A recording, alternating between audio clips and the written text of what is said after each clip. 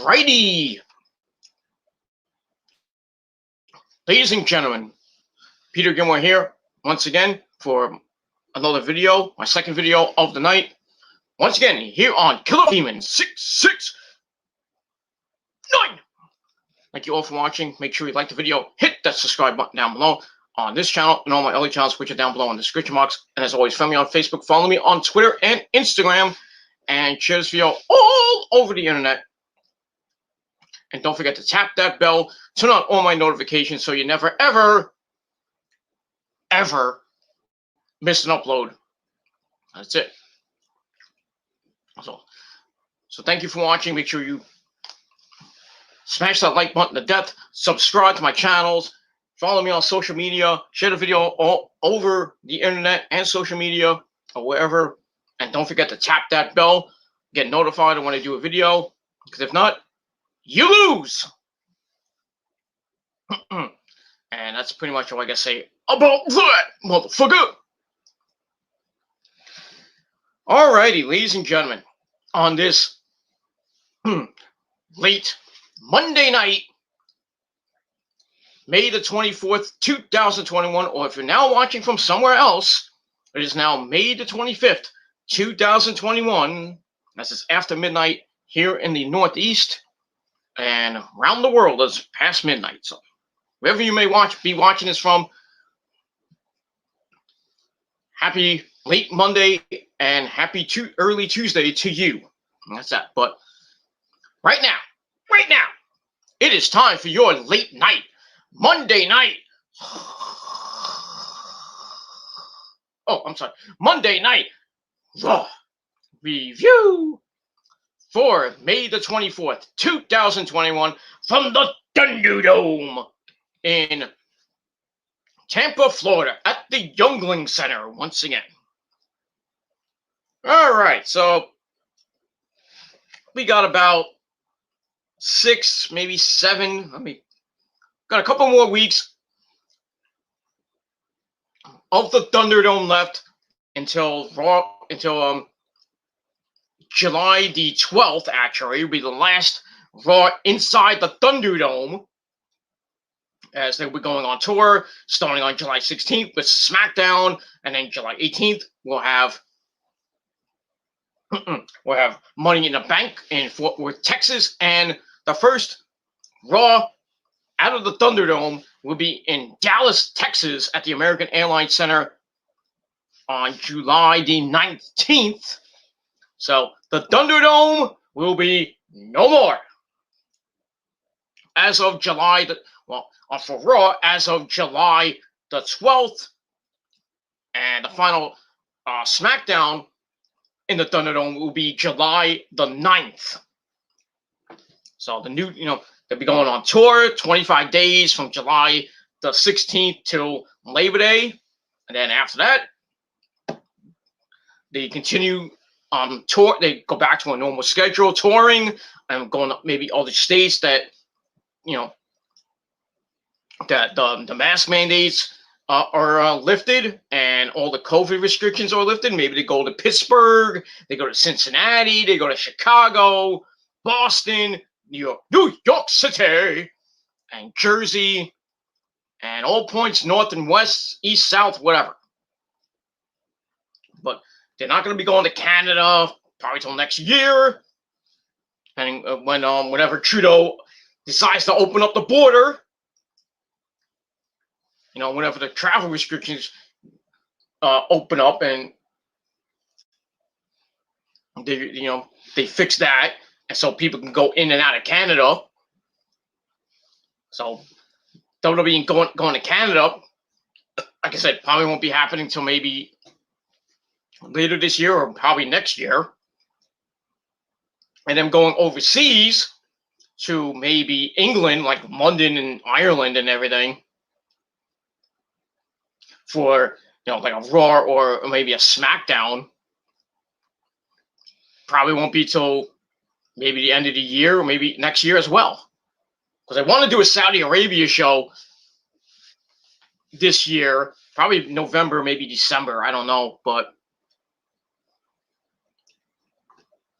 So yeah, if it happens, it happens. If they go overseas, like I said, they want to do a Saudi Arabia show. So like I said, that'll probably be way down the line, probably like November maybe, but who knows what's going to happen between now and November. And if they go overseas and we can get back to a normal schedule, and I would say by next year, probably next year, they'll have maybe more events in Saudi Arabia. They'll do Raw and SmackDown and maybe live events in England and Germany and France and Spain, Italy, stuff like that. But right now, most of the countries still have COVID here and there. The mask mandates, I think, are still there. But one place they will not be going is Japan, because Japan, oh boy, Japan is just getting cases galore now. I mean, especially in Osaka, Japan. I mean, just getting bombarded right now with COVID vaccines, with COVID cases coming out in the woodwork. That's why a lot of some of the shows that New Japan were doing had to be canceled. And I think they're still doing shows coming up for the Road to Wrestling Grand Slam. I think they're calling it in Japan, which I think is I don't even know when it is. I have to look that up. I think it's this weekend or maybe sometime in early June. So I know we had to reschedule everything. So yeah, so Japan still has some COVID cases here and there, but they're going up and up like my dick in your mama's ass. But it is what it is. So would WWE go back on tour in the UK? Maybe this year. Maybe I would think, but like I would think maybe early next year. Anywhere else, like maybe Saudi Arabia, maybe later this year. But I would probably think next year. So, and like I said, with more states lifting COVID restrictions, mask mandates pretty much going bye and everything. But as we get into June, July, and August into the summertime, and getting close to September and October,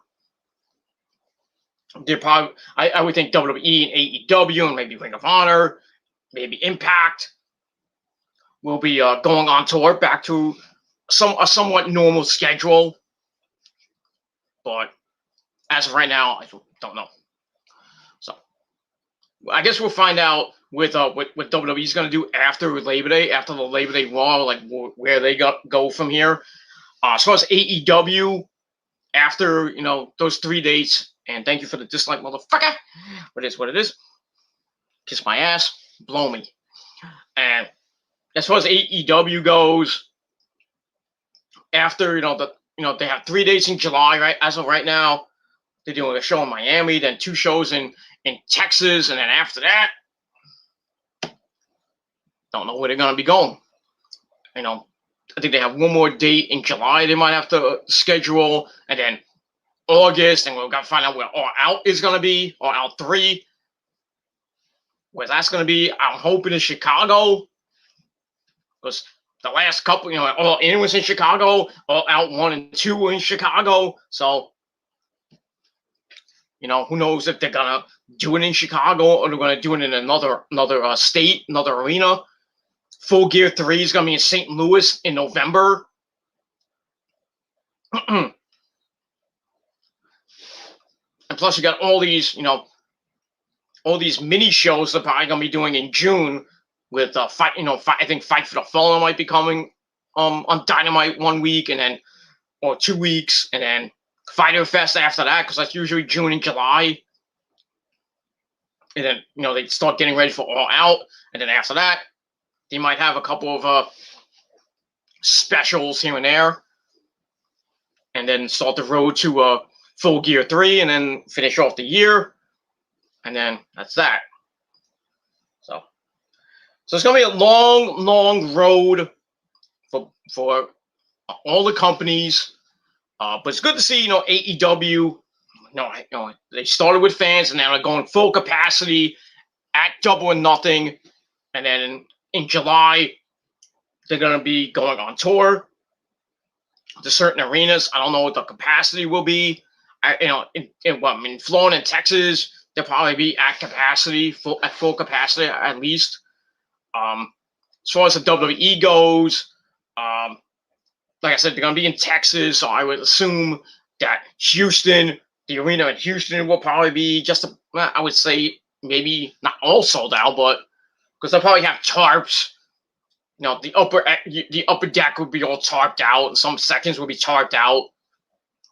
For Raw and SmackDown and pay-per-views, of course. So they're gonna do that.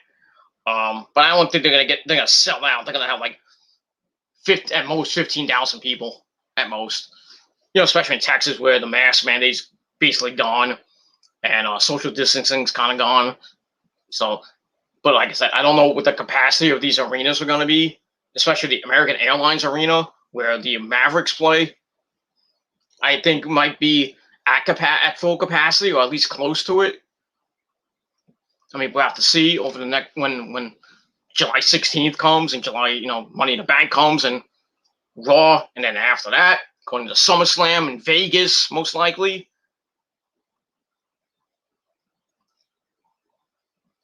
I mean, but we'll see. It's going to be an exciting summer action.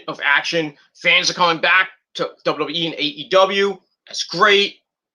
The indie shows are starting to come back here and there, especially in Jersey, mostly. Mostly here in Jersey, but most of them I can't go to. Because, got to have the money, and most of them, like, not around my area, so, especially like ICW, but they're having a couple of events at the Showboat in Atlantic City. But I can go to Atlantic City, but, gotta pay for gotta pay for gas and pay for tolls, and I gotta pay for a hotel room with the missus and everything. So I'm not going by myself. Unless maybe I can go with my good buddy Mikey and his friends. And I can at least maybe pay for someone, pay to stay in the room. Or I can room with one of them. So I don't have to, I can pay like half the price of the room. And all I guess gotta really take is like basically I gotta take like some money just for food. For like a day or a day or two. If I stay there maybe a day, or I stay there like Saturday and Sunday, come back Sunday on the bus. That I gotta take, I gotta get on the bus and take that all the way,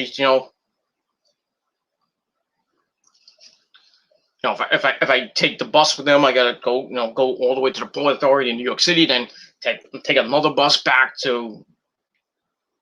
over here to Livingston, and it is what it is. Which would be a pain in the ass, but still. But if I go in a car, I don't have to worry about it too much. But I can just get drip, I can go to a certain place, where I can just take a bus and I'm basically home. So, but we'll see. I might go to some shows down in Atlantic City. Like I said, I gotta have the money right now. Not doing that well with money at the moment, so I'm trying to get a secondary job, like a temporary second job, and to get more money so I can pay, for more bills, and I can pay for more stuff I want to get. Like I want to go to a concert, or go to a movie with the missus, or go to a restaurant, like a nice fancy restaurant with the missus. So her birthday's coming up in July, and I'm gonna need some money to get her a gift, or go out to dinner, or do whatever. So I'm hoping by July, it's coming up pretty soon, like a month and a half away, her birthday's gonna be. So I gotta worry about that, money, take it out to a nice restaurant, or maybe I can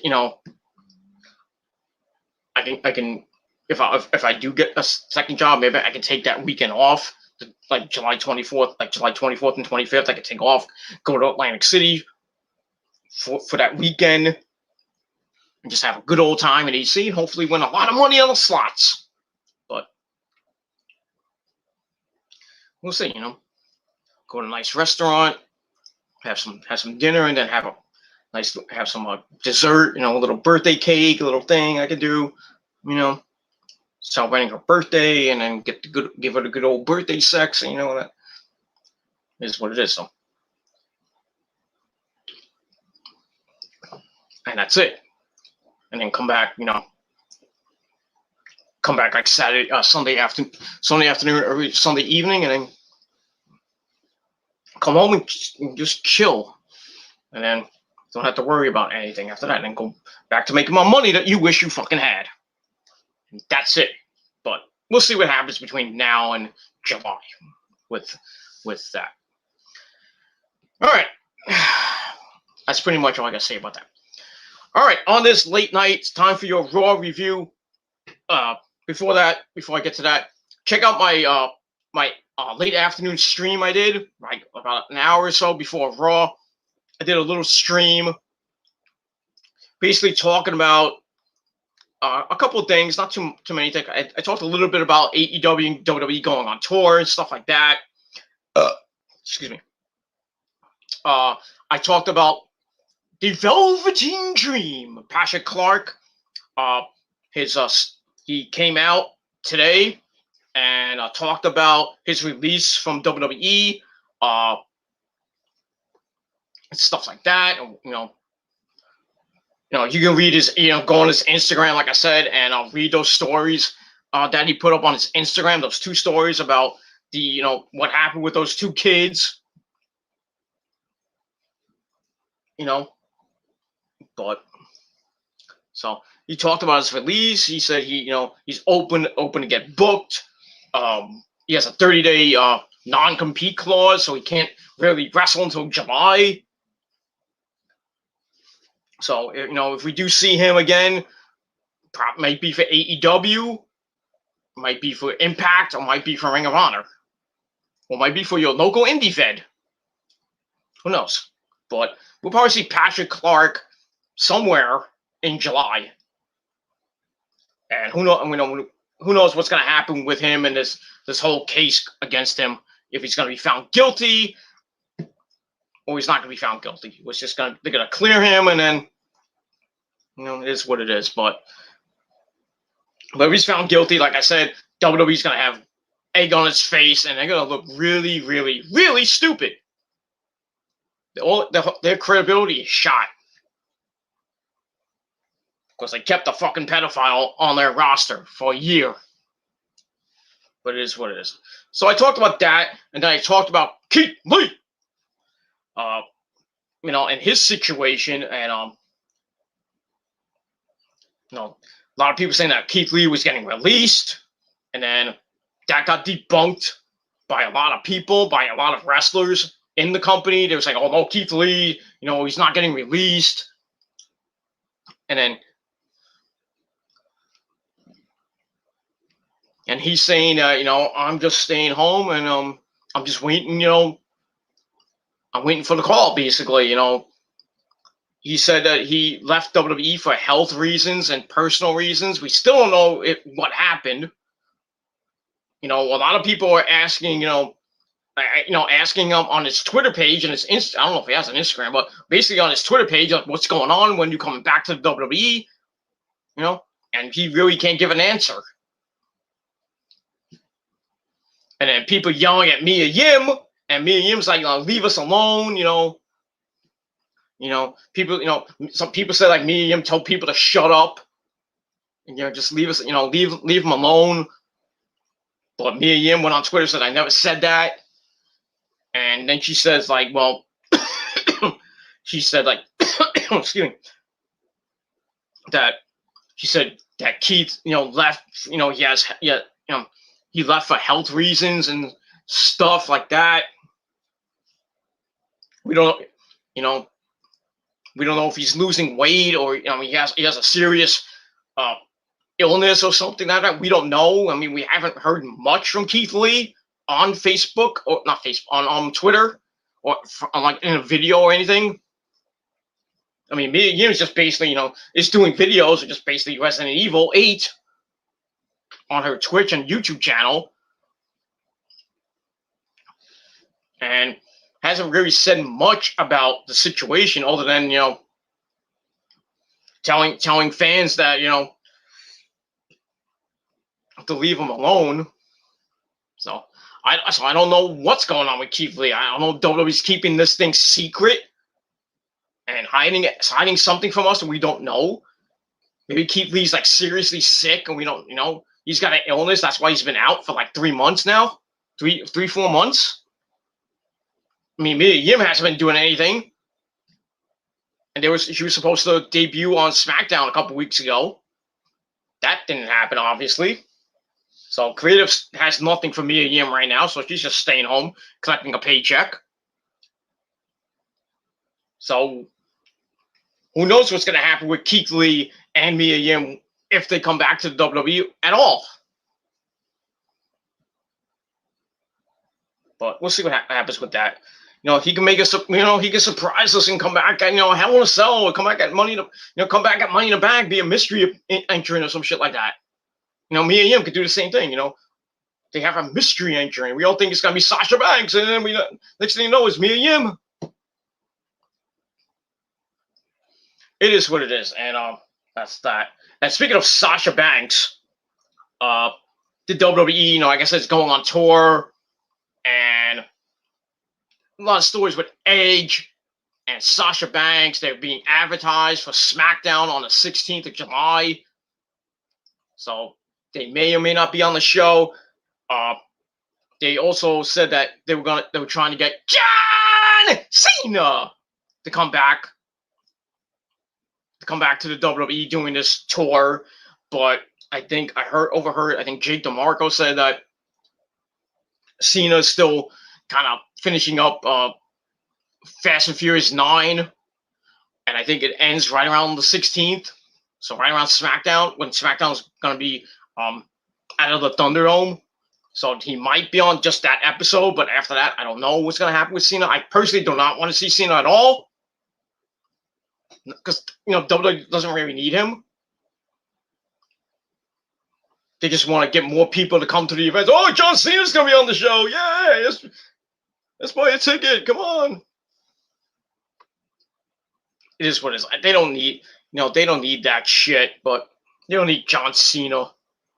Let John Cena hit the press for Fast and Furious 9 and all that other shit. I mean, it is what it is, and that's that.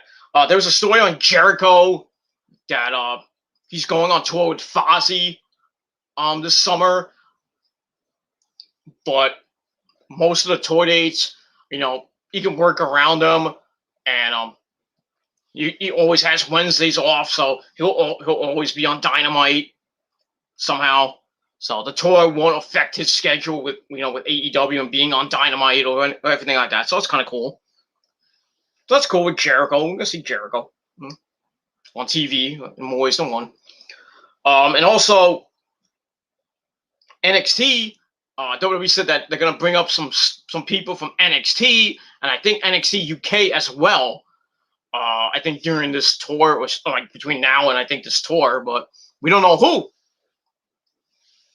We don't know who's coming up. A lot of people are like, oh, Adam Cole's coming up because we haven't seen him on NXT since he did that little sit-down interview with that Sports Illustrated guy.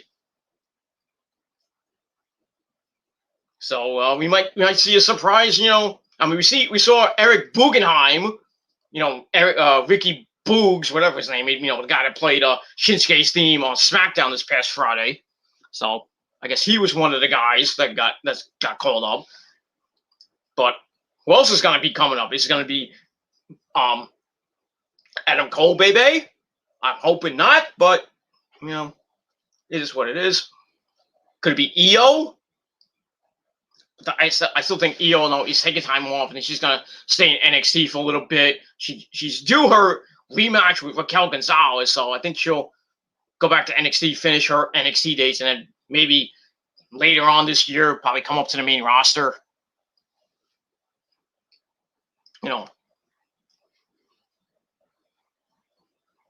I don't know. It could be Cole, it could be Io Shirai. She's got to finish.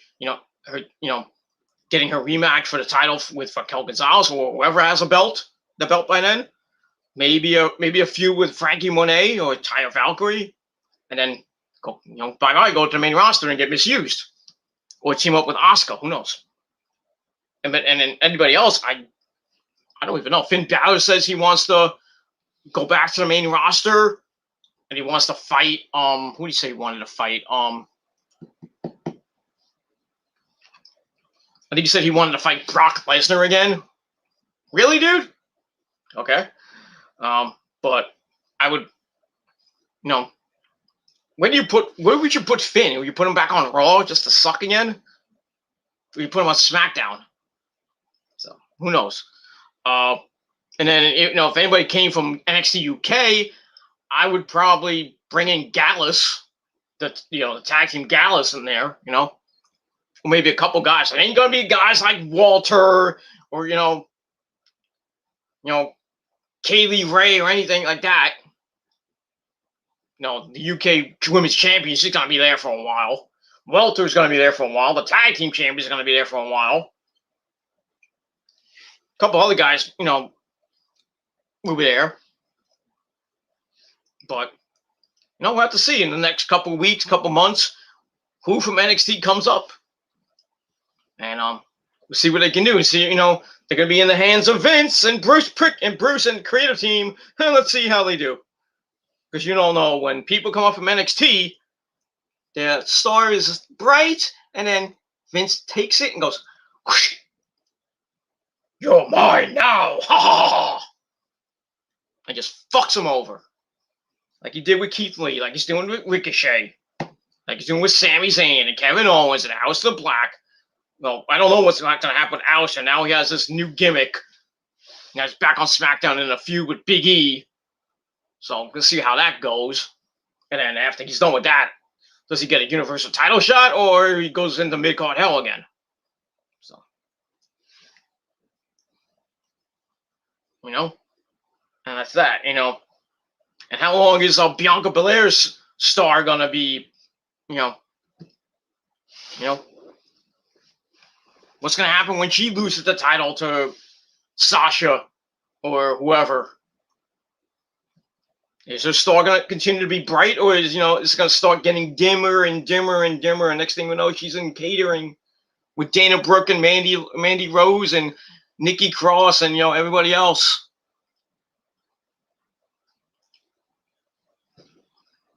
All the people from NXT, Hunter and Sean can mold them so much. They get big. They're there for like 2, maybe 3 years. They go, and then, Vince calls him up, or whoever makes the decision to bring him up. And then Vince takes them, and he crushes their dreams. So that's what's going to happen to Adam Cole. It's going to happen to EO. It's going to happen to anybody else who comes up from NXT or NXT UK. Get into the hands of Vince McMahon and Bruce Pritchard and go, and goodbye career. So it basically doesn't pay to go, to leave NXT. In my eyes, go to the main roster, good luck.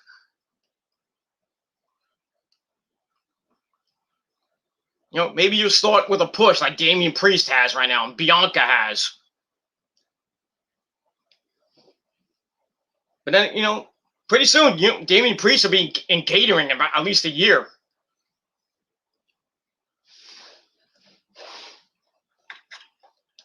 Bianca will probably be in catering in a year or two. And then when, like, Adam Cole comes up or EO comes up, it'll be good for maybe a year or so. And irrelevant mid-card hell. It is what it is. That's what happens. That people from NXT, they should just let them go. Especially guys like Ricochet. Ricochet should just fucking get released. He's garbage.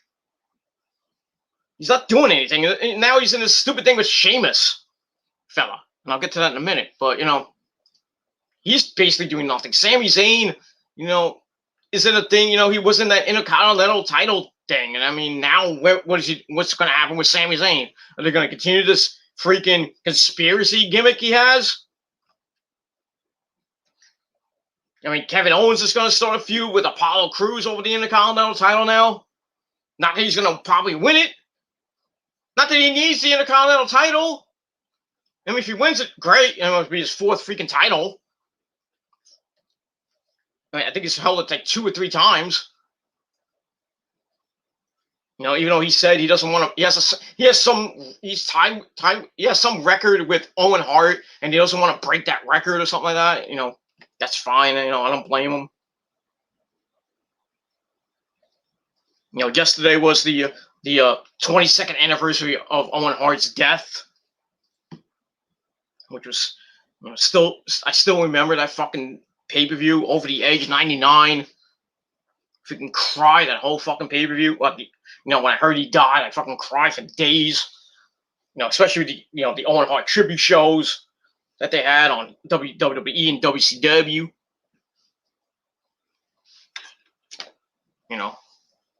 That's that, man. Sucks. And then, last night they had the Ultimate Warrior biography, which was pretty damn good. They're supposed to have one with Dark Side of the Ring. And Dana Warrior says, I don't want to be a part of that shit. I think the biography is told a better story of the Warrior. I guess we're gonna find out. I think this Thursday is the Ultimate Warrior episode. But you see these biographies and the Dark Side of the Ring, they don't really tell much. They basically tell a lot of lies, and you don't see like the stretching the truth. Like the WWE biographies, they didn't really tell a lot about the Macho Man story. I just watched the Stone Cold one. Really, it told a lot, but didn't really delve into his stuff in WCW that much. Besides him getting fired from WCW by Eric Bischoff, they didn't go into anything with Brian Pillman, which they should have. That was saved for the Brian Pillman, Dark Side of the Ring Brian Pillman thing.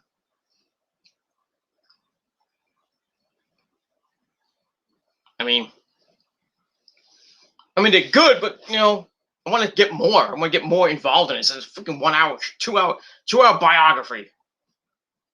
They go from the beginning and then up until now, and then this Sunday they're gonna have Mick Foley, but they'll probably show his stuff and a little bit of his stuff maybe in WCW. The time, the incident where he got his ear ripped off by in Germany, when he had a match with Vader. They'll probably show some of that. Some of his time as Cactus Jack, maybe some ECW stuff. I hope they show the fucking FMW stuff. The exploding barbed wire match with Terry Funk. I hope they show that. But they won't, because, it's a WWE-based shit. So, they're probably not going to show a lot of death matches that he had in Japan. Because as we all know, Japan, #1. Ain't that right, Terry? Japan, #1. I was a hardcore legend in Japan. Ain't that right, Cactus? Bang! Terry, would you like Doritos?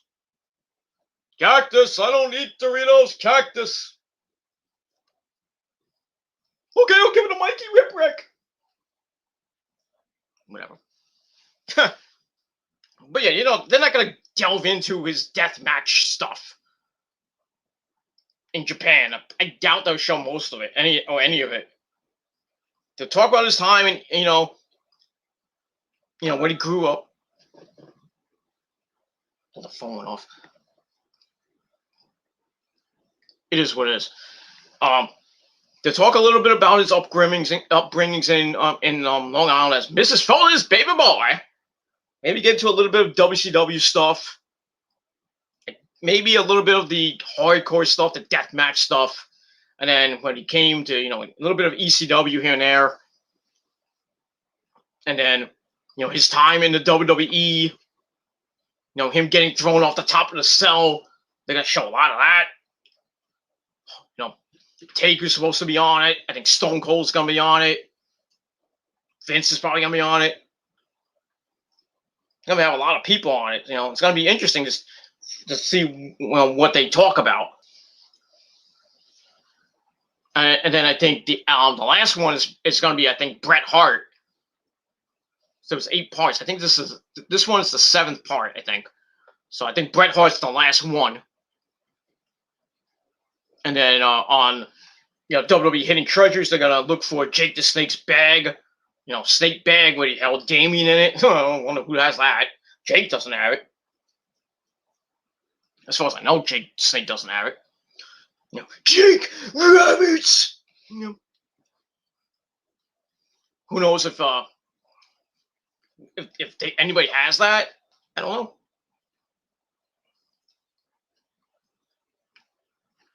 So we'll see what happens with that, But I'm kind of like, I kind of like the biographies I've seen, with Taker and Kane. Well, mostly Taker. With Taker, not that one. I'm sorry. With Stone Cold Steve Austin, the Macho Man Randy Savage. Who else? Shawn Michaels, the Heartbreaker Shawn Michaels. I mean, and the Ultimate Warrior. I think I missed one, but there's another one. I think, but Booker T, of course. Now, all those biographies I've seen all of them, and they're not bad. A couple of tearjerkers, with Roddy Piper and the Ultimate Warrior, Macho Man. The Hidden Treasure show is not bad. They find all these things from a long time ago. Like Junkyard Dog's collar, they actually found it. Booker T's black robe he wore at SummerSlam. Not old memorabilia stuff they find. It's pretty cool. People don't want to get rid of it. AJ and the wrestlers that they're on the show. They're saying, "Oh, I'll give you $10,000."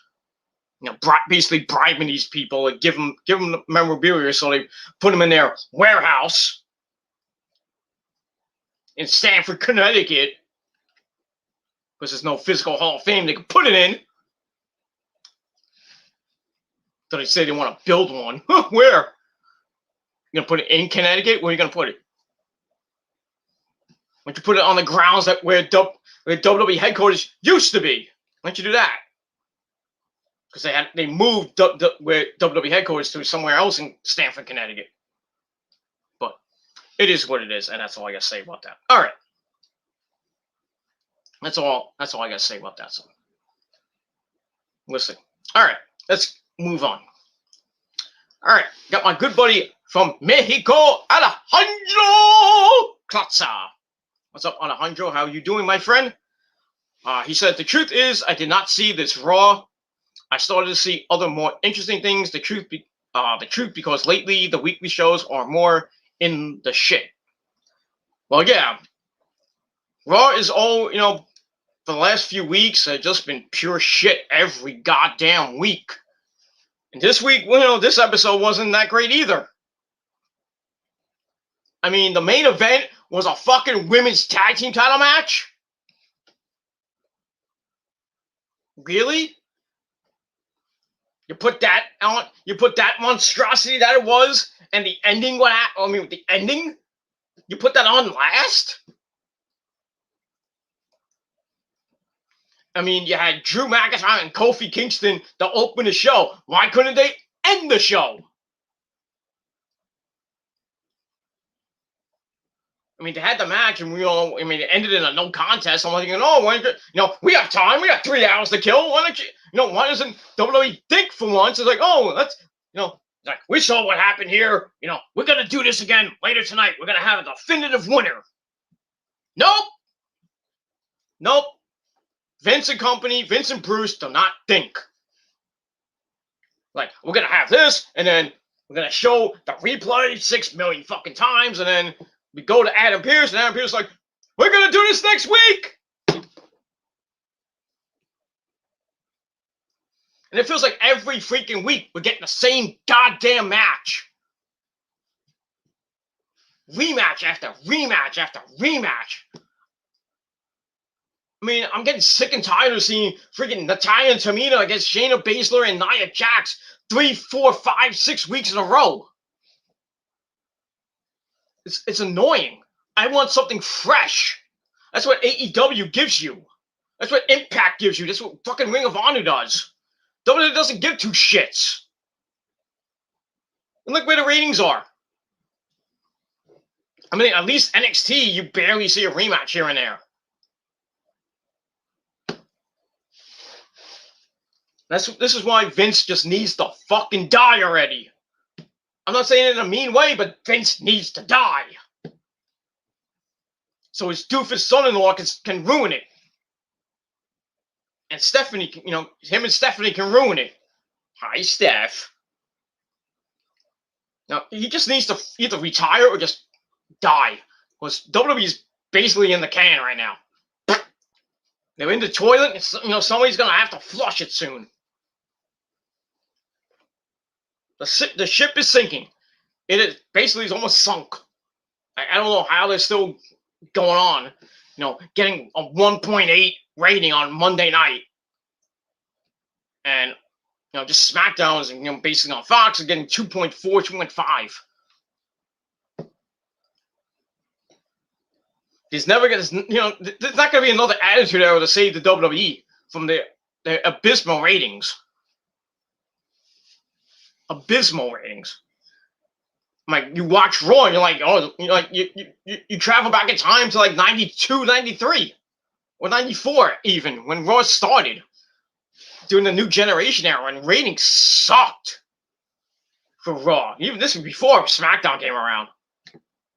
Ratings sucked for Raw until 96, 97 with the Attitude Era, when WCW was just beating them 51 weeks a year, or 82 weeks a year, whatever it was. Until, Vince said, oh, we need to do something. We're getting destroyed by a second-rate company. WCW is gonna kill us. We're going to go out of business, which they should have done. We know, Vince, I'm a businessman. We got to do something here.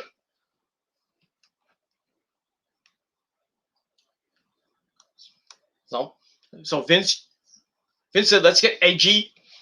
Let's get more AG. Let's get more vicious. Let's do something out of the box and stuff like that. With the women, showing their titties and all that other stuff.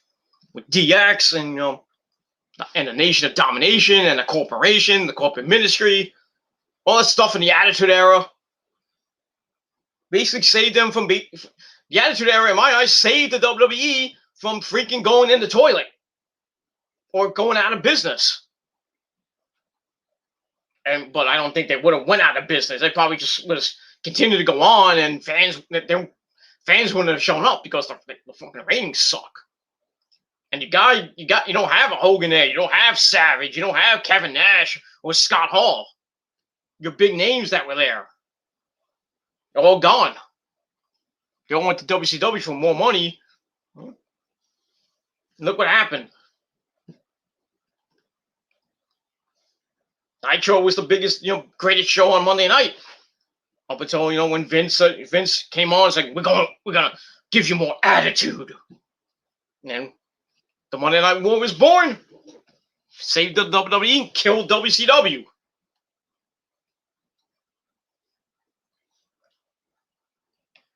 But now it's like, it feels like 94 again.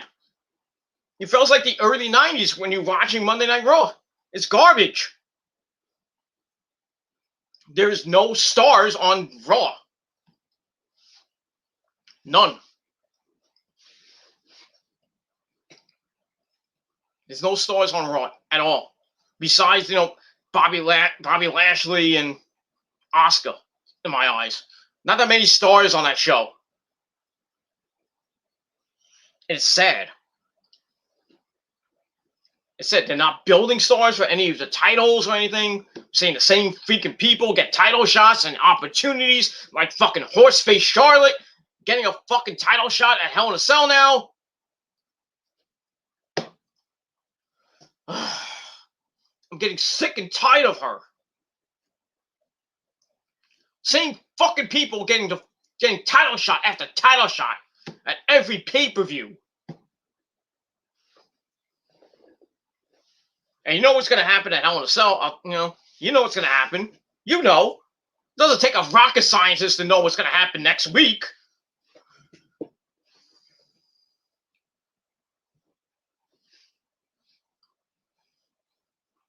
You know? Raw is just going to continue to suck and suck and suck and suck like a vacuum cleaner or like a 2-bit fucking whore with no teeth. I'm gonna suck your dick.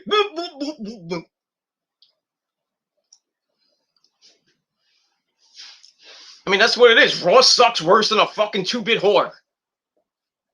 Sorry. And SmackDown's not that great. They can't build any stars to face Roman.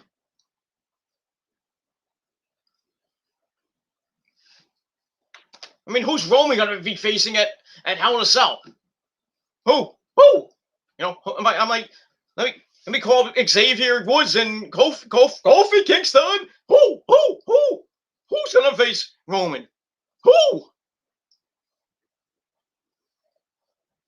Not going to be Cesaro at this point, because Cesaro's, you know, still in the thing with Seth Rollins. That'd probably be having a match on at Hell in a Cell, unless they have a match on have a match on SmackDown to blow off the feud, which I doubt. But you know, who's Roman gonna fight? He's gonna fight Jimmy Uso and another, you know, what they're thinking of. Roman versus Jimmy Uso in a Hell in a Cell I Quit match. It's basically going to be the same as Roman and Jey Uso. We're going to get that same fucking finish. With Jey comes in, he's like, and he gets put in the guillotine because, you know, he's Roman's right-hand man. And then Q's like, I quit. And then the next night on SmackDown, he's right beside Roman. He falls in line. And the Usos just go berserk. Get the tag team titles from the Mysterios. Roman continues to be champ. Or they go in a different direction. Maybe the Usos cost Roman the belt by SummerSlam. And they go face. Who knows? But right now, you know, the WWE's in the toilet. It's in the goddamn fucking toilet. They don't produce any stars right now. You know, for any of the belts, I mean, same fucking matches every fucking week. And I feel bad for the people that are going to come up.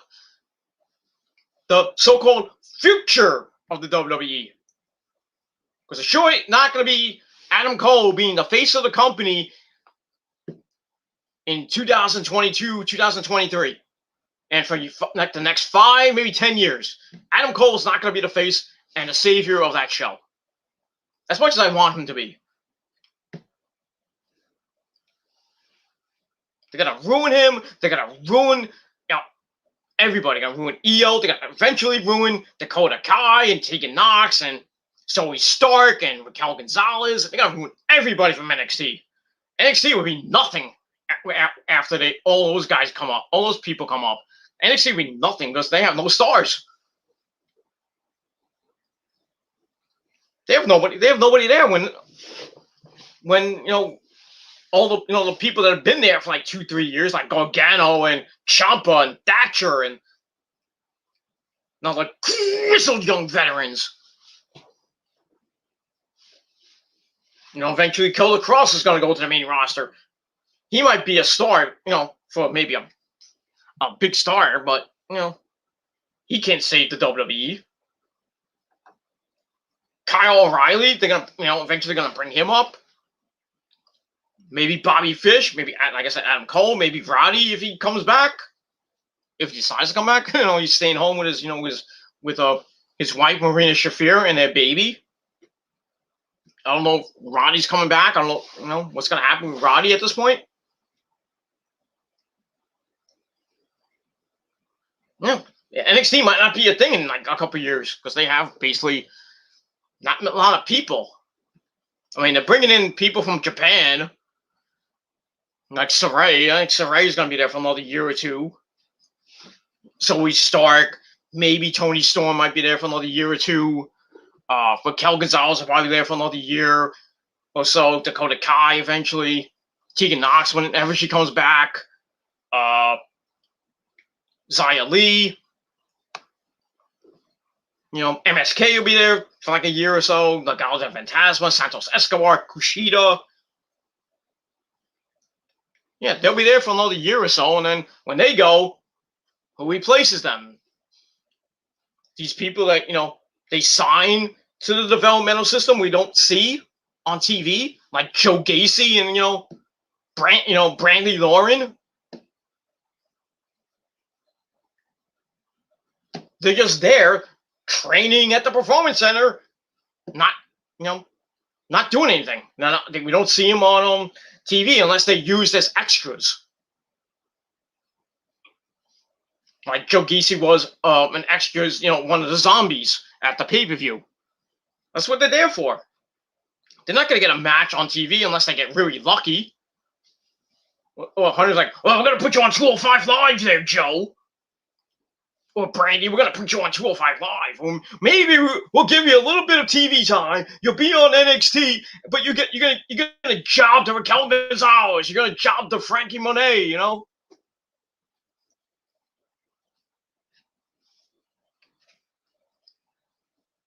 It's fucking sad. I mean,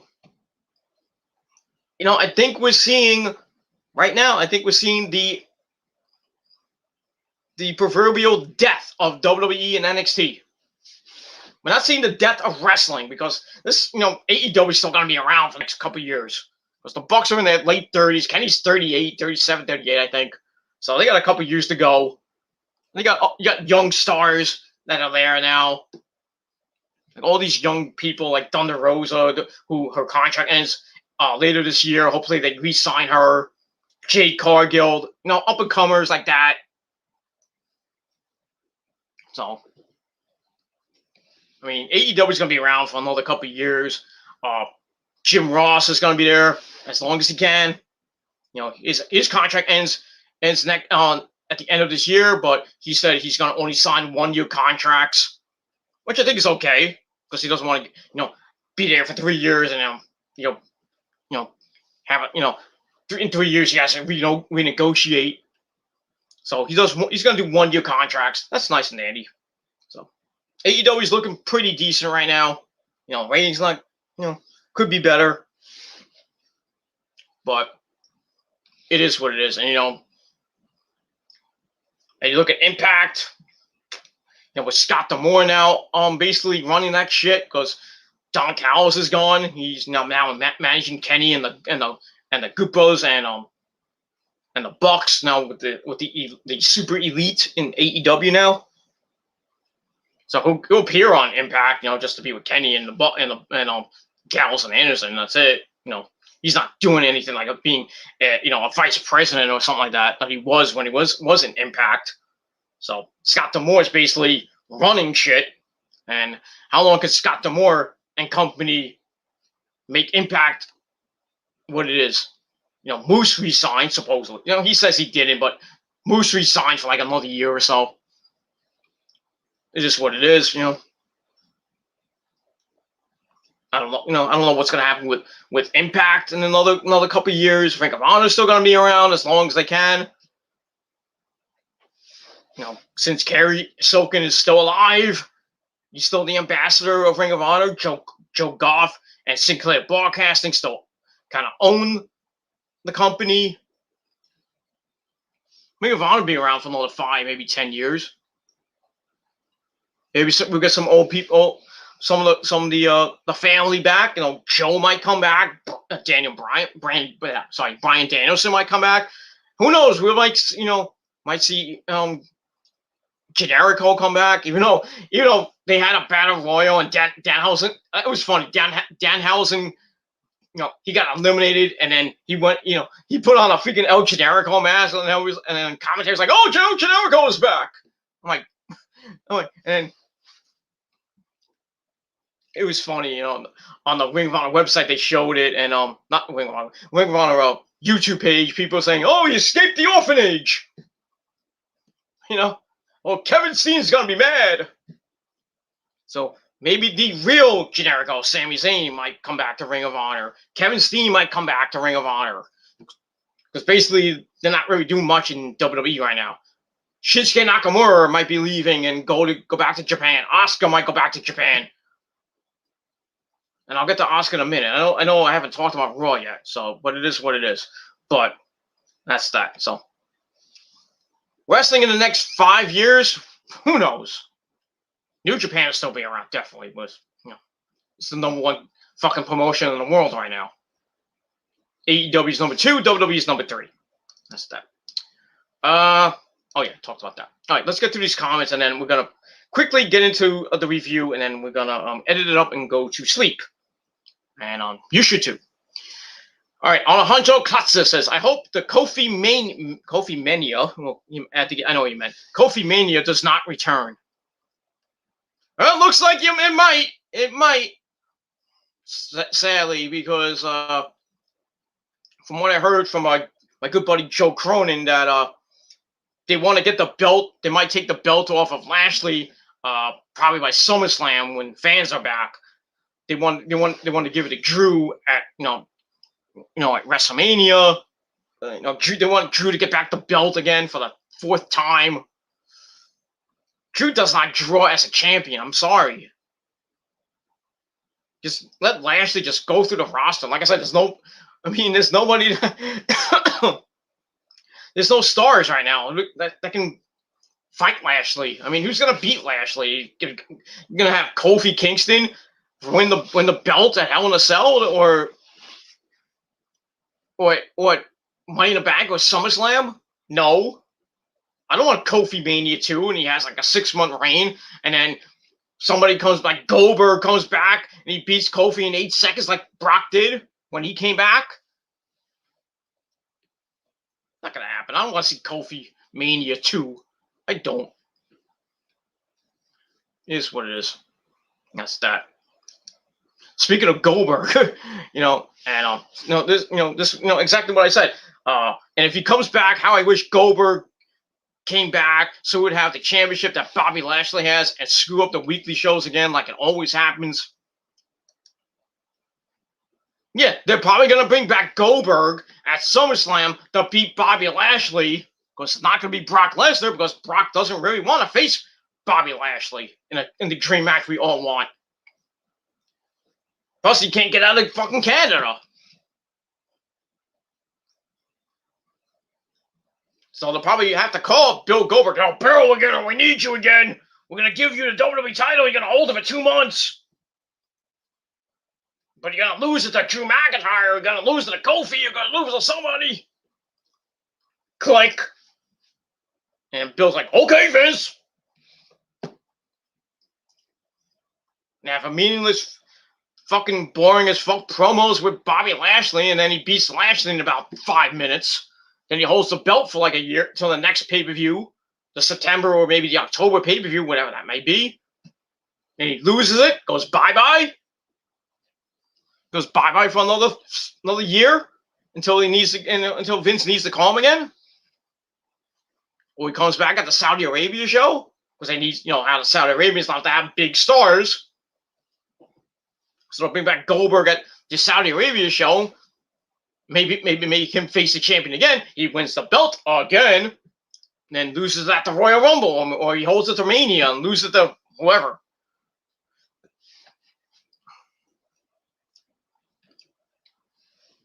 It is what it is. I mean, yeah.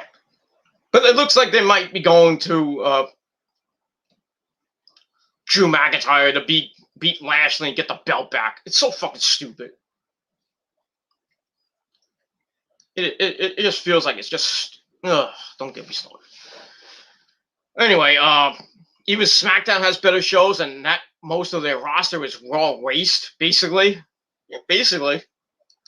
SmackDown is just a better show right now. Of the main roster shows, SmackDown has the better ratings. They're getting 2.4, 2.5. Because they're on a major network. Not to say USA Network's on a major network, but they're not getting ratings. And if I'm the head of USA and I'm seeing Raw getting 1.7 and 1.8, that's your highest rated show, because nobody's watching, NCIS, and nobody's watching, Chicago PD or whatever shows on that fucking network. Like besides Ms. and Mrs. or whenever a Stone Cold show comes back, or if they put something else on that show, they'll show replays of Young Rock, or they'll show replays of the Bella Sluts show. And they think that we see reruns. Fans like, oh, reruns, yay! We're gonna watch the Bella Sluts for an hour, yay! And then the next day, the Bella, Total Divas gets a 1.9. Oh, we're doing so great. And then USA on the weekend shows all these movies like Avengers Endgame and stuff like that, like Thor Ragnarok or stuff like that, Iron Man 3, so people can watch it on the USA Network so they can try to get some ratings. No, USA Network's basically a garbage network. It basically is. I'm sorry. The USA Network is garbage. And when Raw was like the number one thing back in the 90s during the Attitude Era, and a little bit of the Ruthless Aggression Era, maybe certain parts of the PG era, they were the number one show on Monday night on the USA Network. That's the only thing. They don't have any other shows besides reruns of of CSI and Law and Order. If that's what you're gonna base your network on, besides wrestling, go ahead. I don't care. You look at the ratings. 0.8 for CSI, 0.5 for Law and Order, and your best show is fucking wrestling. 1.8, 1.7, 1.6, and then pretty soon the way this show is going, 1.3, 1.2, 1.1. With NXT, they're getting 600,000 views on Tuesday night.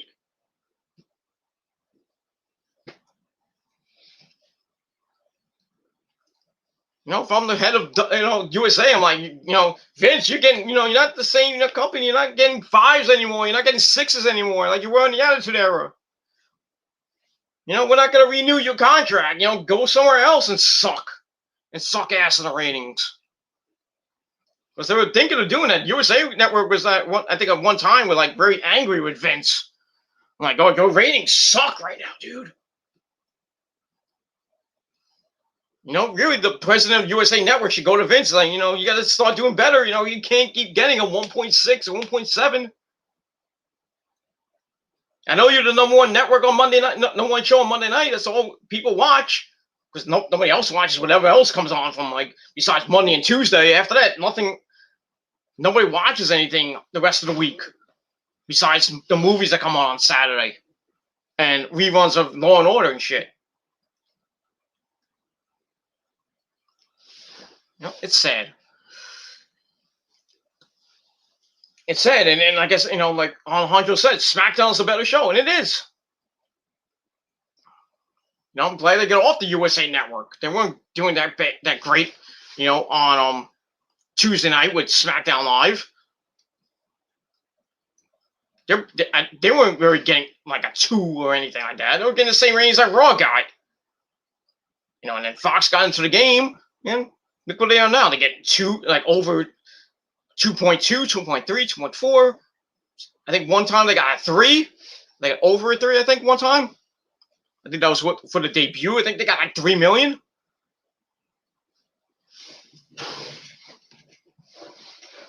But still, the same fucking matches, they're getting 2.5.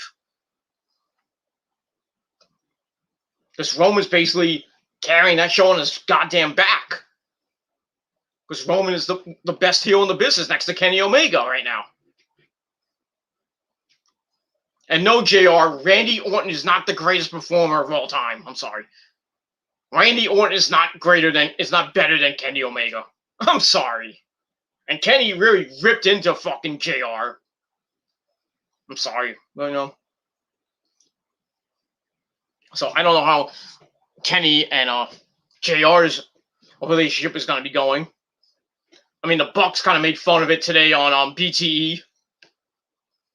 Even though it was storyline, but still, Jericho went on Twitter, said Kenny is the greatest performer, the greatest wrestler right now. Matt Hardy went on Twitter and said that Kenny is the greatest.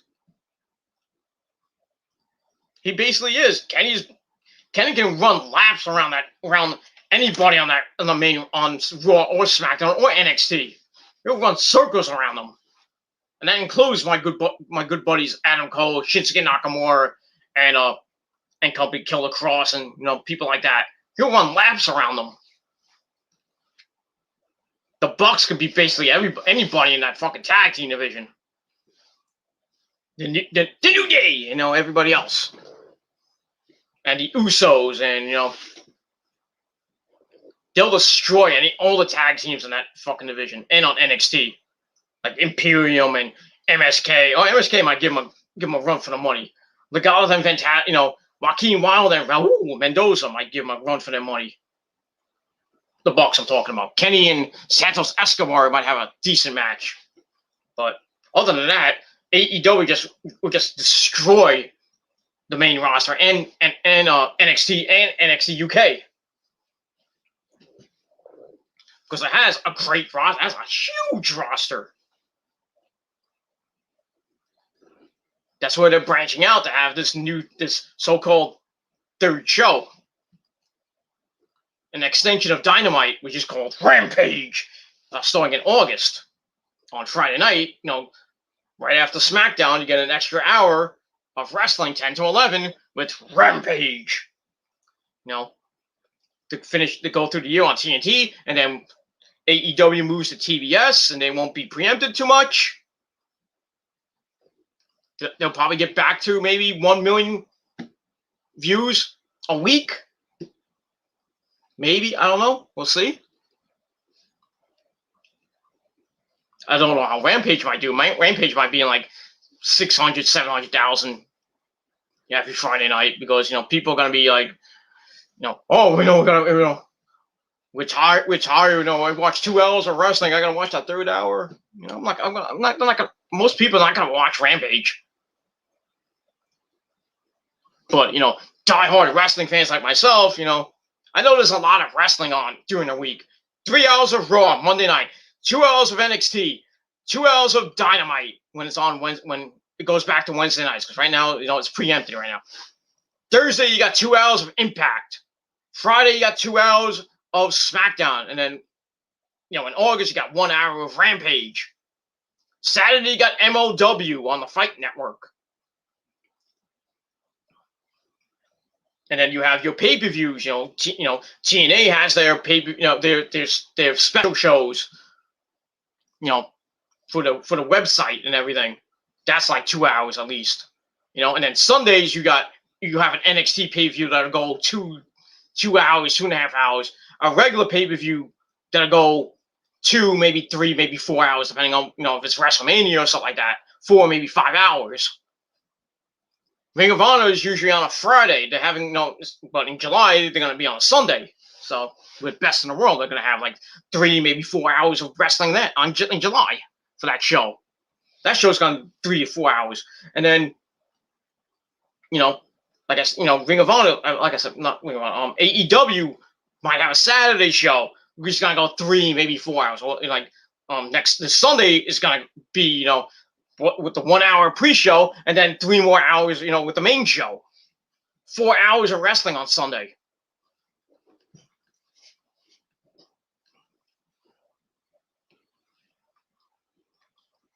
People, like I said, people say there's too much, just too many hours of wrestling. Not a lot of people are going to watch like 30, 40 hours of wrestling a week. But what else are you going to watch? Not that many good shows on TV. Not many. And a lot of people watch Netflix, and that's it. The shows that are on Netflix. Army of the Dead. I actually watched Army of the Dead last night. It wasn't bad. Ending fucking sucked dick. really, that ending sucked. But it is what it is. I mean, Dave Bautista, he played a good, he did a good job. Some of the other actors did pretty good, but like I said, the ending, that fucking thing sucked very, sucked horse cock. Holy shit, that sucked so fucking bad. But no, not many good shows on TV right now. Not many. I know they're having a Friends reunion show coming up soon. And the fall, spring season is ending. Pretty soon. Legacies. I watch Legacies every Thursday night. I missed a couple, so I gotta rewatch everything. Legacies is ending. I think July. I think July something, like July 12th, I think it was somewhere in July. No, early July. So I got a few more episodes to go. Walker, the new Walker Texas Ranger, with Sam Winchester from Supernatural. That season's not going to end until August. And that show debut what, in February or March? It's going to have 15 episodes, from what I heard. I'm like, wait a minute, what episode are we on? Episode 9? It's episode 10? I'm like, how many episodes? Somebody told me there was going to be 15 episodes. It's like, from now to August, going to have like 8 more episodes at least? It feels like I've been on like, episode 7 on that, or 8 right now. And 15? I'm thinking maybe 18 at this point, but they're saying 15, and it ends in August. And it probably won't come back till maybe 2022. Not going to come back in the fall. Legacies is coming back to season 3. What season on? 2 or 3 now, I think. So that's coming back. Batwoman's coming back for another season. That's going to be ending sometime in July. Most of the show is going to be ending in June, July, or if you're Walker, in August. And like I said, there's not many good shows on the CW11 anyway, besides Legacies and besides Walker, that I actually watch. I'm starting to get into the new Superman show, Lois and what's it called? Superman and Lois. I'm starting to get into it. Not bad, but not Smallville good, but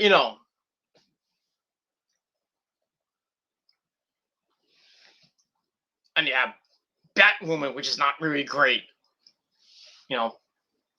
People telling me like, why don't you watch? What's that show? What's that called? Riverdale. People want me to watch Riverdale. No. I don't watch geeky, feeny, teeny, bopper shit.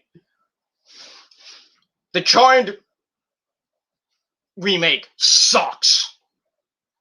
Not the same like it was when you had Shannon Doherty and I forgot who played and Alyssa Milano, and then when Rose McGowan took over for Shannon Doherty, and then with the other chick, I can't remember her name. That was a good show on the CW. Angel and Buffy when it was on fucking CW. Great fucking shows. Even though Borean ass killed Angel. Don't get me started with that shit. And Josh Whedon. Fuck him. Fuck Josh Whedon. Fuck David Boreanaz as well. Now, Buffy went on for 7 seasons, and what else are you gonna do with Buffy? They killed her, and then she comes back, and what are you gonna do? Angel was doing so good, and then for 3 seasons, and then the 4th season, everybody thought it was going to be the last, and people petitioned to get 1 more season out of it, and it was going so good. The ratings were doing so good, but then David Boreanaz comes out and says, "I don't want to be a 40-year-old vampire." And the way they ended Angel was so fucking bad. And I got all the seasons. I got all the fucking DVDs. And I rewatch it sometimes because I'm bored. And I'm looking at it. I'm like, I would just take out season 5, plop it in, watch the ending, watch the last episode and the ending, the anticlimactic ending. I'm like, why did it end this way? Damn you, Borean ass! Damn you, Whedon! Could have had maybe specials or something. Like one was at least a 6th season. You didn't have to make it 12 episodes. Make it 5, like a mini season. 6 episodes. Find out what the hell happened. In that that alley where all the fucking zombies are going after him. All the demons are going after him. What happens to Fred? What happens to, the gun? What happens to fucking Connor? What happens to Angel? We don't know what happened. Fucking sad. I mean, there's some good shows back in the day. Like Dark Angel, and it was like 2 fucking seasons. With Jessica Marie Alba. Yummy. She was fucking hot back then. That show was awesome. Dollhouse with Elijah Dushku was good. Gotham for 5 seasons was fucking good. There was a petition to make it come back. I think everybody who's on Gotham wants to come back. I would love another season of Gotham, like a return of Gotham, or whatever, or just a special of Gotham or whatever. That was awesome. What else? That show with Mark Paul Gosselaar, what was that show called? I can't think of the name of it, but where the he's trying to save the kid and everybody's turning into a fucking werewolf or zombie or something like that. I forgot the name. Pacific something. I forget what it's called. That was okay. It lasted 1 goddamn season. Nothing good on Channel 5 or Channel 2 or Channel 7. I love Law and Order. I loved Law and Order when it first came out. And then SVU. I watch SVU religiously now. And then now the spinoff with Elliot, with Chris Maloney, Law and Order Organized Crime. Fucking amazing. Thursday night. Just good stuff. I can't watch wrestling every fucking day, As much as I love wrestling. I've been a wrestling fan since 1981. 40 some odd years watching wrestling. Gone through the good years, gone through the bad years. I'm not gonna, I'll be dead watching wrestling. Even if the company sucks, even if WWE, when Vince dies and Hunter and Stephanie run it for the next 20, 30 years, I'll be 75 watching the WWE on Monday night and the same shit.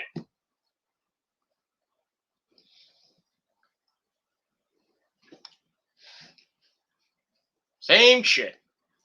It is what it is. That's it. All right. Oh man, Alan. Oh damn, I haven't even started the fucking review. But it's good. It's okay. I'm just gonna breeze through this review, and that's all I gotta say about that. All right. Okay. Final comment from Alejandro. Sadly, I think creative controls are based on what the new generation wants to see, and that sucks. Fans want to see something else besides the same old fucking shit, Alejandro. I'm tired of seeing rematch after rematch after rematch. The same people getting the title and opportunities like Drew McIntyre getting opportunity. I mean, he's been in the fucking world title picture since the Royal Rumble. Every pay-per-view. Well, look who's in the match. Drew McIntyre. He's gonna be at Hell. He's gonna be fighting at Hell in a Cell, inside Hell in a Cell. Probably be in the Money in the Bank match. That's gonna happen because who else is gonna have? We'll be at SummerSlam, probably fighting for the title or get the title. No stars, like I said, no stars. Same fucking matches every goddamn week. Same people getting title shots. I mean, Horseface Charlotte gets another title shot. God forbid she beats Rhea at Hell in a Cell. for the 14th time. But you know she's gonna get that belt back, and nobody's gonna give two shits until Becky comes back, whenever that may be. Will they finally maybe pull the trigger with somebody like Shayna Baszler? Where Io comes up and gets on the Raw roster and wins the title.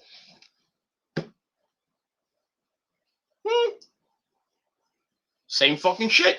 Same people gonna be getting the belt. Same people. They're not gonna give anybody new the title. I mean, same fucking people. It's not Bobby Lashley. It's gonna be Drew McIntyre. It's not Drew McIntyre. It's probably gonna be Kofi. Next thing we know is Sheamus. Who knows? Same fucking shit. But at least, you know, AEW, they give it to, they give people opportunities. You know, Red Velvet got an NWA women's title shot. She's not, not part of the NWA, but she gets a shot. Ty Conti got a AEW women's title shot because she was the #1 contender. Great match. Great match. New, fresh, great match. Loved it. And now we're getting Hikaru Shida and Britt Baker on Sunday. It's going to be a phenomenal match. Not AJ Styles phenomenal, but phenomenal. And then, who's Britt Baker's first opponent going to be? Britt Baker versus Nyla Rose. Britt Baker versus Thunder Rosa. Again. Can they top the street fight? Britt Baker versus Anna Jay when she comes back. That would be nice. I would love that. Britt Baker versus Ty Conti. Britt Baker versus Red Velvet. But she's Britt Baker versus anybody on freaking Dark and Elevation show. Destroy. Or they put those ladies on Dynamite. At least they get an opportunity, but Britt Baker's gonna win. But it's whatever. These people get opportunities.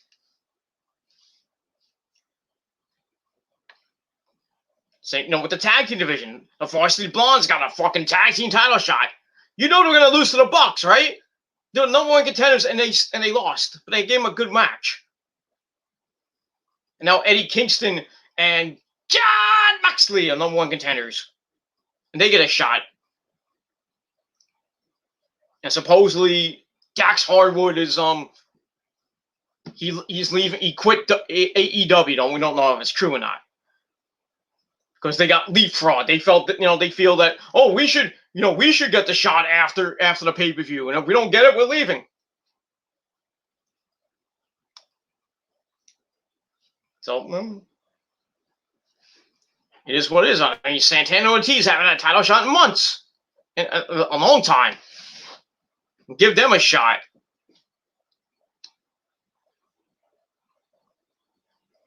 They gave Ray Phoenix and Pac a tag team title shot.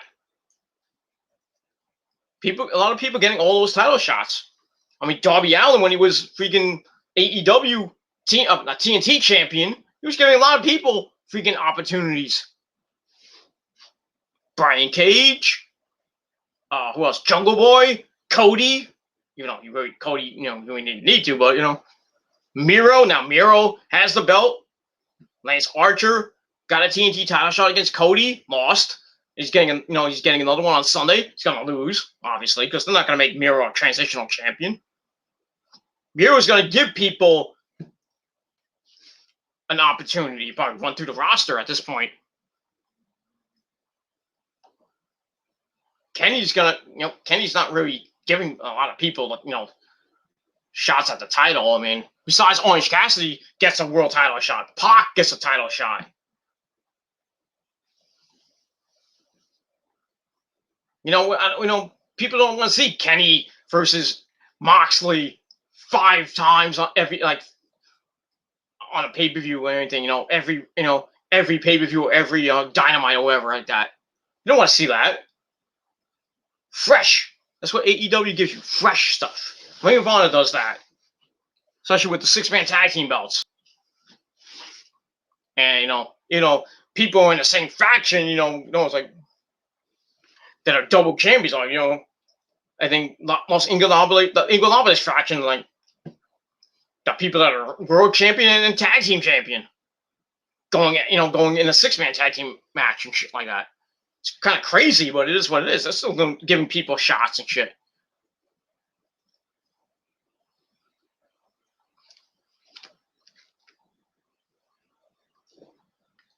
But WWE, same fucking people get fucking title shots.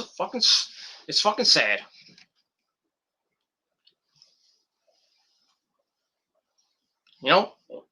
New Japan, they don't do that shit.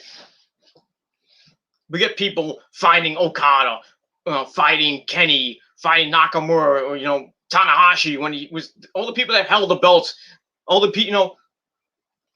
people would fight for the belt. They would get opportunities. They won't win, but at least they get the opportunity. That's why the G1 was made. I mean, it's basically the same people every year. You get like Okada, you get Tanahashi, Jay White, Ibushi, Naito. I mean, the same guys in the tournament. Well, it's not like you get a repeat guy winning the tournament every year. That's what the G1 is for. To bring new guys up, to give somebody a nudge. To go to Wrestle Kingdom and fight the champion, whoever that might be.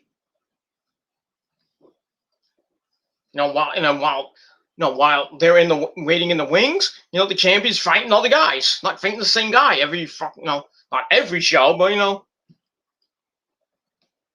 it is what it is, and that's that. All right, we're about a minute and a half, hour and a half in. Let's get to this fucking review. I know I talked a lot about things outside of Raw, but it is what it is. I had a lot to say. You don't like it? Suck my dick. Okay, that's that. All right, well, like I said, I mean, with MVP, he brings out Lashley. Lashley comes out with his bevy of whores. Tampa's finest whores. I gotta go to Tampa. I'm gonna be living in Florida soon, so those ladies at the Tampa strip club, give me a call when I get down there. You fine ass hoes. Not saying anything wrong with that. Even though Lashley is basically copying my gimmick. Back in when I was in before. When I was in the SVO and when I was in before it became a pedal fed EWF, I had ladies lined up around me. Fuck shit, I was the Hollywood bad boy back then.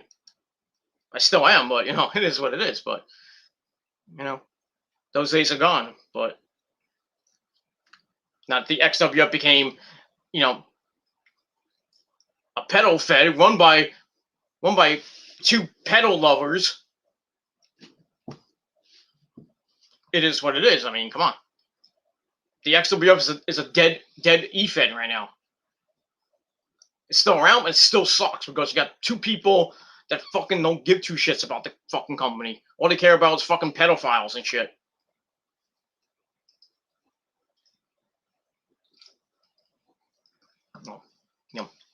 It is what it is. Fuck Vince. Fuck Vinny Lane and fuck Theo Pedo Price, too. Fuck both of them. Fucking pedo-loving fucking cunts. That's all I gotta say about that. XWF is dead. As soon as they fire me, it died. They lost the fucking face of the company. So the Vinny Lane and Theo, this is all I'm gonna say for the rest of my life. Fuck both of you. And fuck the XWF. Number one fed in the land. My ass! Run by pedo lovers. That's all I gotta say about that. Fuck them. Kiss my ass. And that's all I gotta say about that. So anyway, Lashley comes out with his bevy of whores. They get in the ring. They're like flirting with Lashley, like, "Hi, ladies. I'm a married man, but you can still suck my dick." But basically, they don't happen. They're trying to move on from Drew. They bring up Kobe. and then Drew McIntyre out.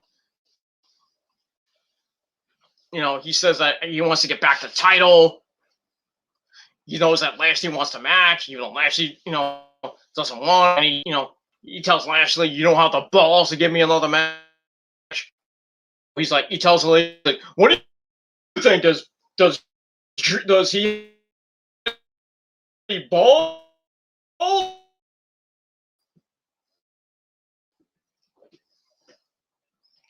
And Lee's like, "Oh, shoot, you have bigger balls than you.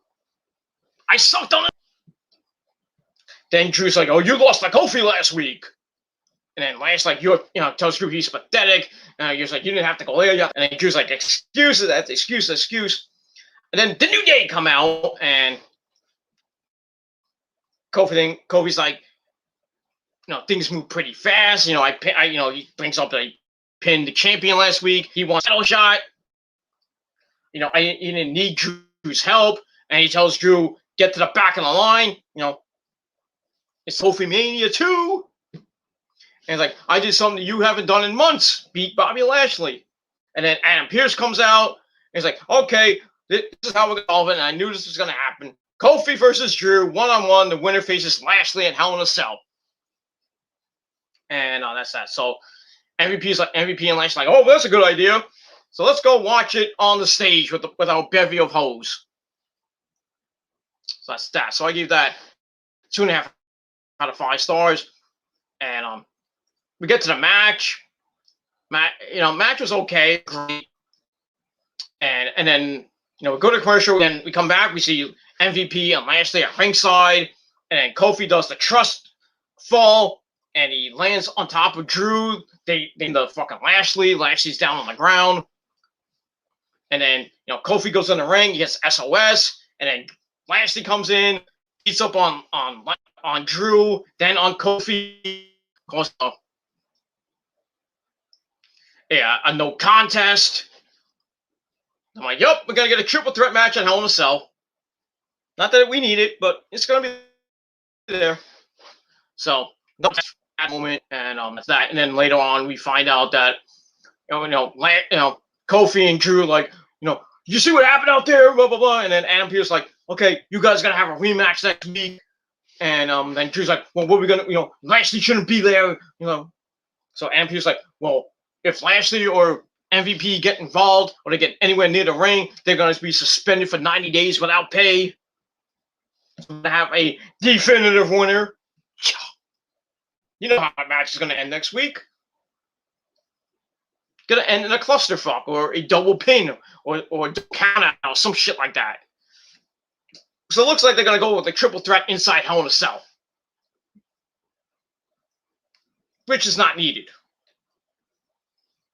But it is what it is. So that's that. So I gave that match 2.25 out of 5 stars, and that's it. And then after that, we see Charlotte Flair in the back. She runs up to Rhea Ripley. Rhea Ripley continues to make fun of her for losing to Asuka last week.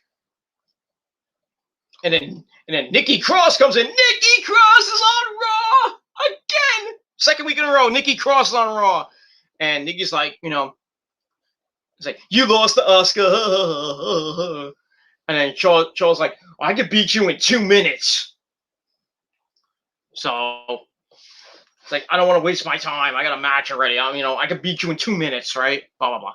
So Rhea Ripley's like, "Oh, really?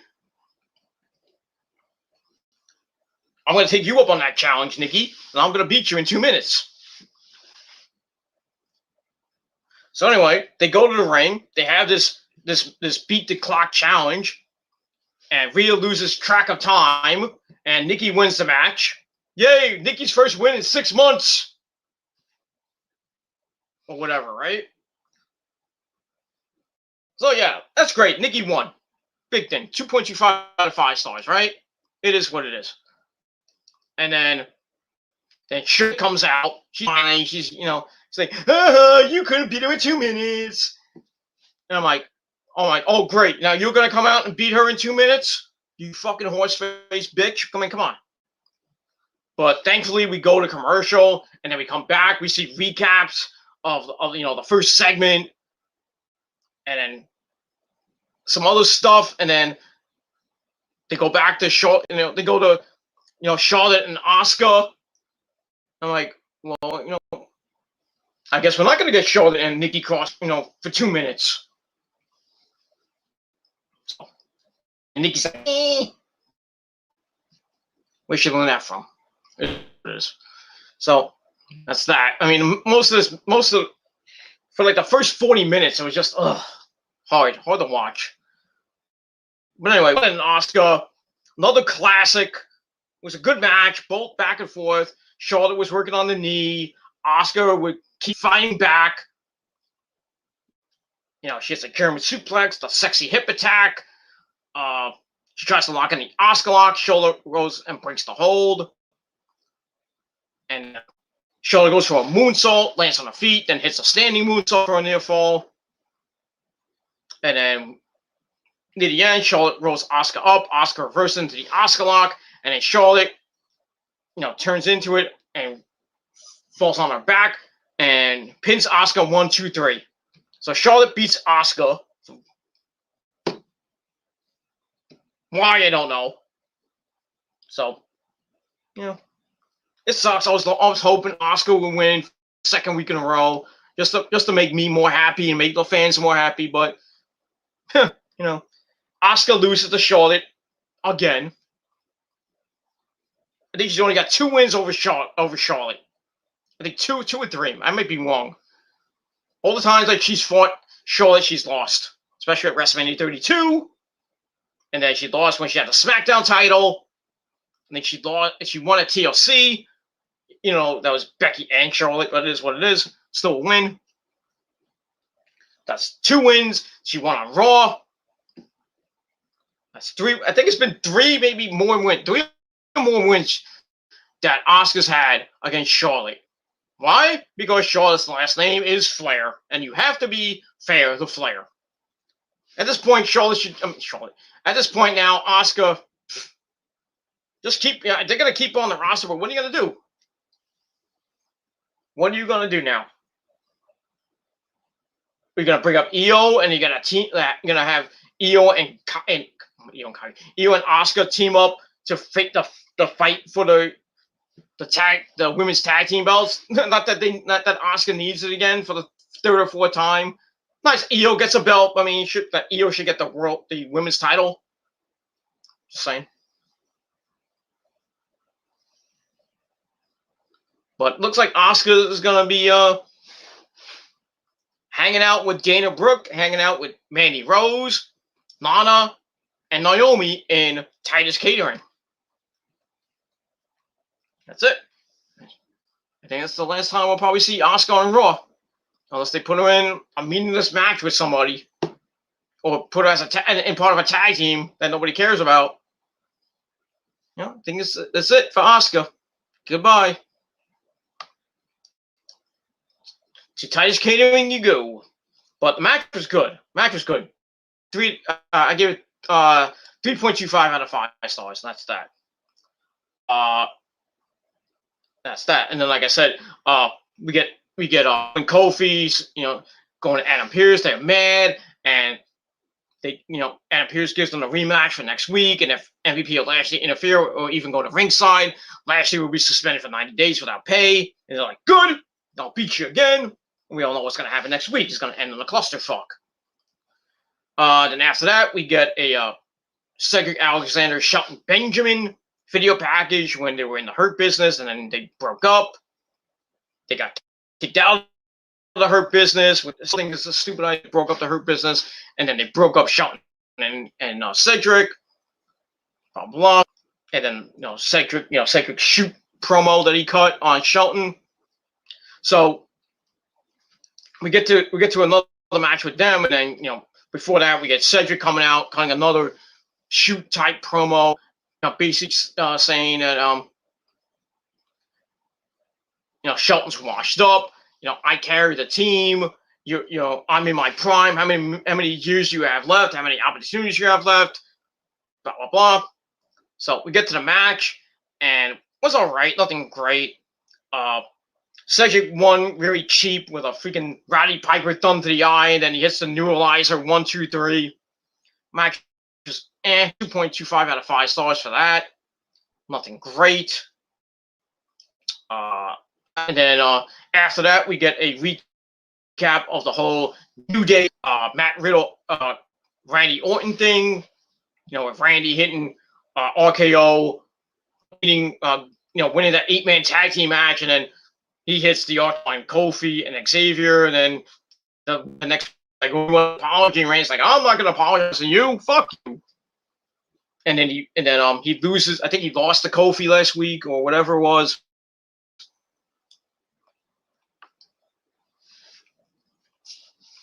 Was pissed and everything.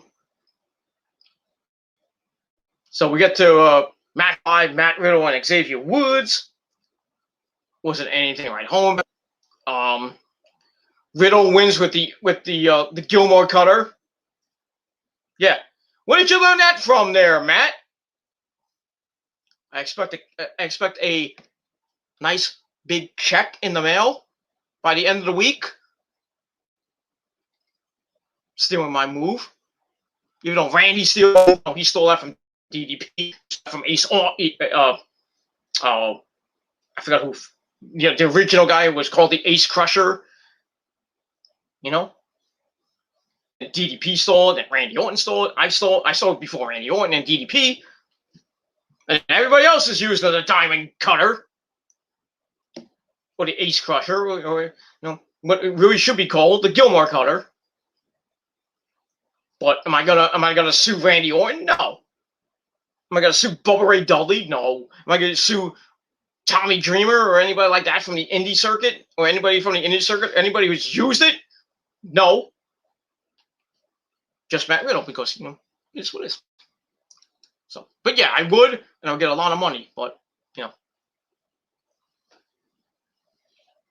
I mean, the way they do it the way the way it was meant to be, like a Diamond Cutter or Ace Crusher. But when I do it, I modify it a little bit.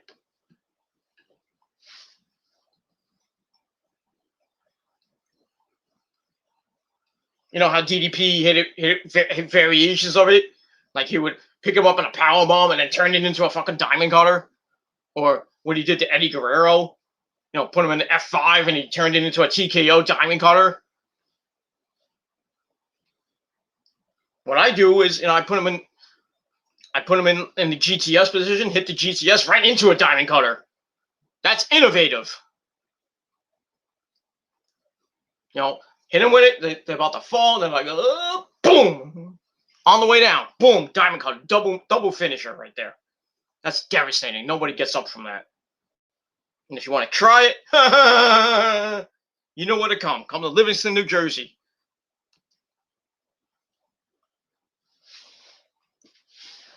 Come to Livingston, New Jersey. I'll hit you with a fucking Gilmore Cutter, or 2, or 3. And then I'll send you back on the plane with looking all fucked up. So, bring it on, motherfuckers. That's it.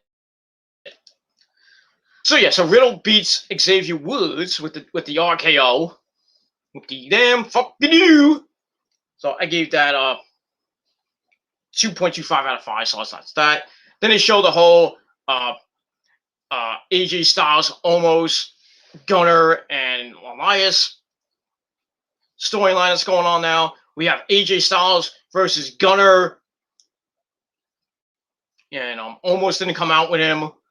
So it's just basically a 1-1 match, and then Elias comes out from the by the timekeepers area and hits AJ in the leg with a running knee to face. Then he hides in the timekeepers area, and the referee didn't see it. And then Gunner brings him in. He hits a ass fucking black hole slam. 1, 2, 3. Gunner gets the win over AJ. Match stunk. Gave it 2 out of 5 stars. Afterwards, Omos comes out. I was like, you're 5 minutes too late, dude. Then he dies by the head. And I'm on Gunner.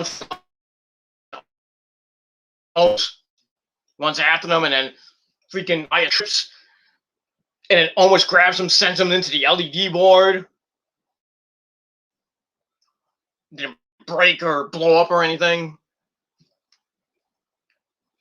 It is what it is. So, I mean, it's gonna lead. It's leading to it almost an AJ defending the belts. It's Gunner and Elias probably at Hell in a Cell. Nobody's gonna care.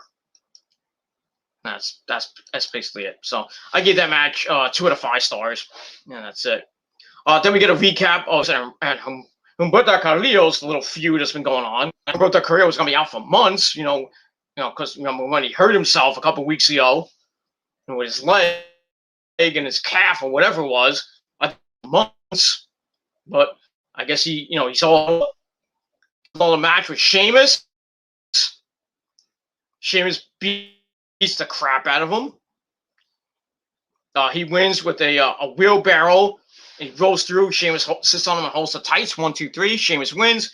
Match I gave 2 out of 5 stars. And then after that, Sheamus destroys Humberto, puts him in the Irish cloverleaf, and then Ricochet comes out, beats Sheamus up, and then hits a 450. And then Humberto comes in, beats up Sheamus. So it looks like we might get a triple threat match for the United States title that I don't give 2 flying fucks about. That's that. That's it. All right, and then, we're almost done. We move on to the end. Before that, we get Sarah Schreiber with Nia and Shayna and Reggie. Reggie's got his sunglasses on, trying to sell that thing. Last week, the pirate off, he's like, "Oh, my eyes!" Nia saying last week's a fluke. Shayna says, like, you were distracted. Nia was distracted. And Nia's like, "Stop being a bully." And she's like, "Well, if you would have get your head out of your ass in the match, blah, blah, blah, we would have won that match." Nia's saying that Reggie's seeing triple and having nightmares. Shane's like, "I don't give 2 shits." And it's like, "We used to be unstoppable." Nia's like, "We still are." And then Shane's like, "Well, let's go prove it." Saying the back. And he's like, if you come out, I'm gonna give you a real reason to have nightmares. So actually, I don't know why this was the main event for the women's tag team belts. And then getting to the end, and we're getting to the end. Reggie gets on the apron. Sheena has basically the match won with a roll up. Referee's trying to get Reggie down, and finally gets down, and 1, 2. I think Natalya kicked out. What was it? Natalya kicks out. Shayna gets mad at Reggie, telling him to go backstage, to get out of here. So Reggie leaves. He's going up the ramp, and then we get a wall of flames shoot off, like Kane's coming out. We all know it's Alexa Bliss. So fire goes off again. Reggie's blinded again. And then, while that's going on, Natalya with a 1910 roll up, 1, 2, 3. They retain the belts.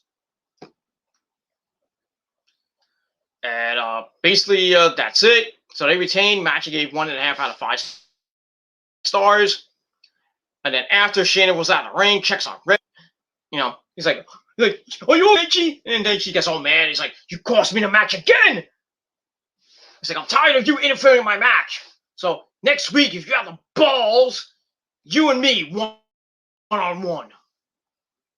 So yeah, we're gonna get Reggie and Shayna next week. See how that match ends. Because Alexa Bliss is still in the background. Get blinded again. That's it. But overall, this Raw is garbage. So I gave it 5 out of 10, and that's all I got to say about that. So let me know your thoughts about Raw. What it was. Leave a comment or a video reply down below if you wish. Let me know your thoughts about Raw. If you have any questions, leave it down below as well. Or hit me up via social media. Continue to smash that like button to death. Haters, you know what to do. Continue to suck my dick and give me all those dislikes because they equal views. So thank you all very much for that. And don't forget to subscribe to my channels. Share the video all over the internet. Follow me on social media. Like I said, don't forget to tap that bell and turn on all my notifications so you never, ever miss an upload. And that's that. Check out my stream from early in the day. And that's that. Leave a like, leave a comment, share it all over the internet, and subscribe as well. So that's it. So thank you all for watching. I'm going to edit this up and go to bed. And that's it. So thank you all for watching the video. I'm Peter Gilmore signing off. I'll see you guys tomorrow night for NXT on the Peter Gilmore YouTube Wrestling channel. So hit the bell, get notified when that video goes up late tomorrow night after NXT goes off the air. I'll have a good time. We'll have a good discussion about NXT, Killer Cross, and Finn Balor for the NXT title. It's going to be an epic main event, along with some other stuff that's going to happen on NXT. We got the $1 million face-off with Ted DiBiase and Cameron Grimes to the moon. That should be pretty good. And some other stuff happening on the show that should be pretty good.